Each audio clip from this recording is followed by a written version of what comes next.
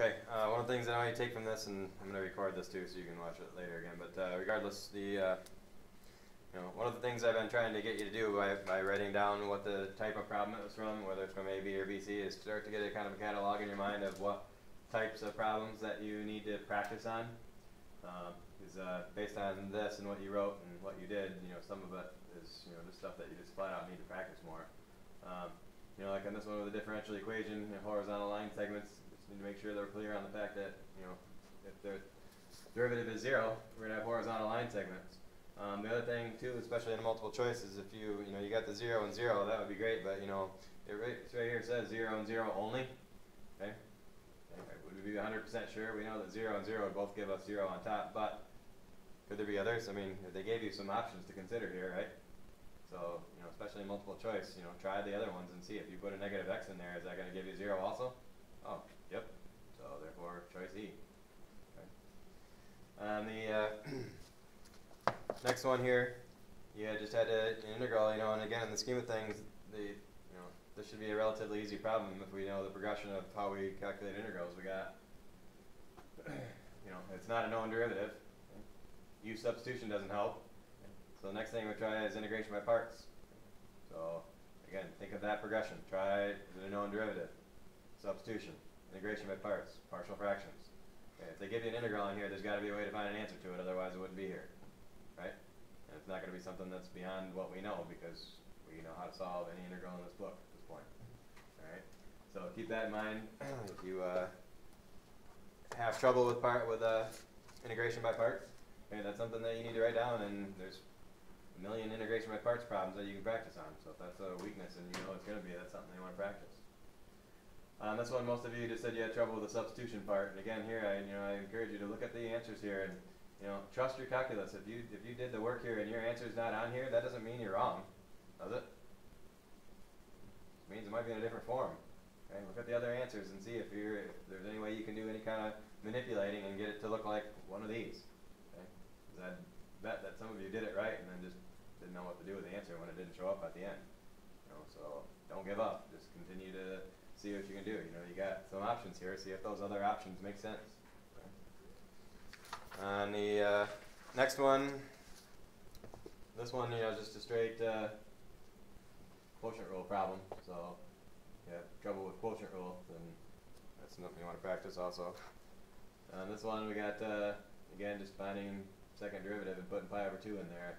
Some of these problems at this point should be, piece of cake. I mean, there are difficult problems in here, but some are just like hitting layups at this point, right? Okay. So hopefully we hit all of our layups and then maybe get a few of the hard ones right. Right? That's the idea. Yeah. This one we talked about yesterday. Some of you guys said something about not knowing the chain rule here. So just flat out have to know how to deal with the chain rule. If we have f of g of x, we need to know what the derivative looks like. So these are things that we need to memorize, or whatever the case may be. This is some stuff that you should start writing down for yourself as a list of things that you need to make sure you know for when the time comes. This one about the sum here, some of you guys wrote that you didn't recognize it was geometric. Okay? There's a lot of ways that you can help yourself recognize it's geometric. Number one, put a 1 in there and you're going to get 3 to the 4th, or excuse me, 3 to the 2nd on top. You're going to get 9 over 4. And then if you put a 2 in there, you're going to get 27 over 16. And ultimately, wouldn't I have just multiplied to get from 9/4 to 27/16? Isn't that a multiplication? And if I did the third one, couldn't I see, just based on a few elements, list a few of the elements? Okay, how many different sequences do we know how to find the actual sum here? We can find out if it converges or diverges, but to find the actual sum, okay, for the most part, that's left for geometrics. True? So if they actually find the sum, then what should be our assumption first? It's probably geometric. Okay? And so if you can't tell from this notation, list a few terms and see that there's a common ratio. Fair enough? Okay. So again, trying to pick up themes here, because if we get that same type of problem, we want to be able to handle it next time. This one here is just straight. It's not a known derivative. So therefore, go to the next step. Can you use substitution? If you substitute x squared plus 16, you'd have 2x dx, which is related to x dx. So fairly simple substitution to do on that one. Again, lots of substitution problems if you're still having trouble with anything in AB. And this one, second derivative, you've got to find the first derivative first. So 1 over the argument times the derivative of the argument. And like I said, assuming at this point that we all have all of our derivative rules memorized at this point. If that's not the case, that's not good. So you might want to make yourself some flashcards or whatever it takes to make sure that we know how to find the derivative of the natural log function, like in our sleep, basically. And again, next one, integral here, you got progression again, it's not a known derivative. Substitution won't work because the du part won't cancel anything out for us, won't get rid of dx for us.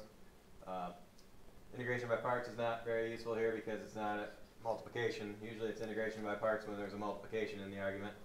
When there's a division in the argument like this, where we have something that's factorable on the bottom, it's automatic partial fractions. So as soon as you see that, it's partial fractions. And if you are still having trouble performing the partial fractions technique, again, tons and tons of partial fraction problems out there. Like I said, you start needing to make yourself a catalog of stuff you need to practice. Like I said, in the scheme of things, you know, when it's just a mechanical problem like that, that should be easy points. Okay? We really don't have to think, we just have to follow a technique. Okay? So we don't have to interpret anything, we don't have to make any judgments, we just have to do the calculus and algebra. So those are the kind of problems that we need to make sure that those are like riding a bike. You just got to practice and be able to get it right every time. Same thing with that. As soon as we see that with the y squared and the y, implicit differentiation should come to your mind immediately. Okay. Just implicitly differentiate that. And just like we did yesterday with our final answer. This one, same thing, just common average value problem. Average value is 1 over the length of the interval times the area under that curve on that interval. So 1/9 times the integral from 0 to 9 of radical 3x dx. Like I said, if that average value formula doesn't come to your mind as soon as you read that, okay, that's not okay. That's something that it needs to. If you're wasting time trying to figure out what to do with that, you should be able to do that immediately and write that integral down. Now, whether you can solve the integral immediately, that might take some work, but ultimately, just to even know what path to follow is something that we just need to spend 0 time on figuring out. Right? Just need to know average value. 1 over the length of the interval times the area under the curve on that interval. So this one, we talked about this one yesterday again. You got an area function here. If it's an area function, any values of g are going to come from the area under this f curve that's given. And ultimately keep in mind that f is really the derivative of g here, isn't it? And we don't really need that in this particular equation so much, but ultimately that's the case. And then this last one was, clearly the toughest one because you had to think about, without a calculator, you had to think about what that function would look like. And again, they're not going to put one on here that's not impossible. Okay? So think about this function, and what did I do yesterday to get an idea of what it looked like? I plugged in some values. Okay? Think about what are the values going to be like if I put in a -5 or a 5. And again, first thing we should notice is that it's got negative infinity and positive infinity as its limits, and therefore it's got to be an improper integral problem. You got to first of all make it a limit problem with our a's and b's and so on. And the other thing we learned too is if both of them were improper on both ends, okay, we have to split it up into parts. We got to put negative infinity to something and then something to infinity. We need to break it up into 2 different integrals. Okay, so again in chapter 8, we spent lots of time on improper integrals. Okay, lots of improper integral practice in chapter 8 as well. So keep in mind, if these are the mechanical things that you need to practice, there's lots and lots of practice problems that you can do to help yourself out. Okay. Alright, so like I said, bottom line is here is, I've been stressing this all along, and I don't know if you've been doing it or not, but bottom line is you need to start making a list of things that you're not doing right and practice them. Okay. If it's a lot of different topics, then it's a lot of different topics. It is what it is, but you got basically have 2 months here at this point to get it right. Okay. So the more you can recognize the type of problem, okay, the easier it's going to be for you to solve the problem. Okay. So if you look at the problem and you can see the direction, much easier chance of you getting it right. I'm hoping at this point from here on out that we don't look at a problem and say, I don't even know where to begin. Okay. So if that's the case, then hopefully by between now and May 5th or whatever date that is, that won't be the case anymore. Right? But like I said, start making yourself a list of stuff that you know that you need to practice on and get better at so we can continue to do that.